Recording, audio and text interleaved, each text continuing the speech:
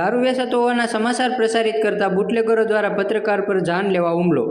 અરવલ્લી જિલ્લાના સાંડવા પંથક વિદેશી દારૂનો વેપલો કરતા બુટલેગરો બેખોફ બની વિદેશી દારૂના સમાચાર પ્રસારિત કરતા પત્રકાર પર જાન લેવા હુમલો.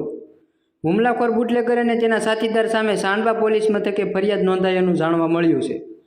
વધુ પ્રાપ્ત વિગત મુજબ બાયડ તાલુકાના સાપલાવત ગામે રહેતા પત્રકાર રાકેશ ઝાલાએ 2 દિવસ પહેલાં જ ખાનગી ચેનલમાં સાંડવા વિસ્તારમાં કેટલી ઠેકાણે વિદેશી દારૂની બોટલો અને ટીન પડ્યાના અહેવાલ પ્રસારિત કરતા આ બાબતે અદાવત રાખીને બુધવારે સવારે પત્રકાર રાકેશ ઝાલા પોતાના બાળકોને શાળાએ મૂકવા આવતા હતા.